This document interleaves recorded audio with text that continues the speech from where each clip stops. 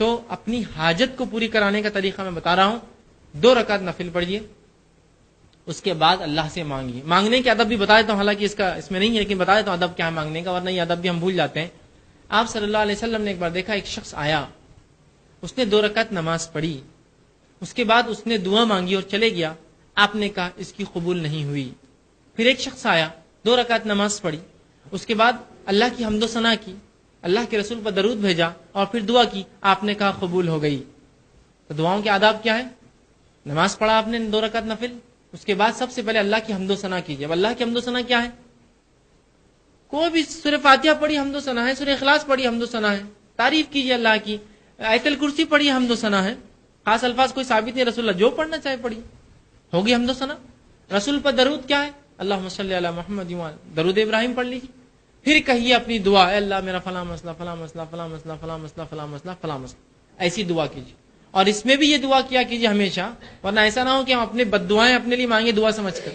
اے اللہ میرے لیے خیر اور بہتر ہو, اس دین کے لیے, میرے معاش کے لیے اور میری آخرت کے لیے, تو قبول کر. اس میں بھی اگر آپ جلد بازی کرنی ہے, اللہ یہ ہونا ہی, تو کبھی کبھار دعا کی شکل میں بد دعا مانگتے ہیں اپنے لیے ہم, کیونکہ ہم سمجھ رہے ہیں یہ بہتر ہے, کل کو پتا چلا نقصان دہ تھی.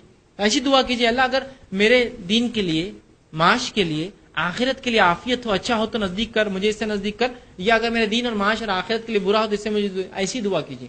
ورنہ کبھی کہہ رہا ہوں ہم دعائیں تو مانگتے اللہ کو, لیکن در حقیقت تو بد دعائیں رہتی اپنے لیے, ہم کو تو نہیں معلوم یہ اچھا ہے برا ہے, بس مانگ رہے یہی چھونا. جب دے دیتا ہے تو پھر بولتے ہیں یار میرے ساتھ ایسا کیوں ہوا, تو آپ نے ضد ایسی کی تھی.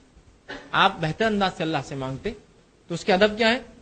اللہ کی حمد و ثنا, رسول اللہ پہ درود, اور اپنی حاجت کا پھر اللہ کے سامنے رکھنا, اور اللہ کو اس معاملے میں سپرد کر دینا. تو بہتر جانتا ہے, میں تو مانگ رہا ہوں, بہتر ہے تو مجھے دے دے یہ چیز, اگر میرے لیے چیز بہتر نہیں ہے تو مجھ سے دور کر دے.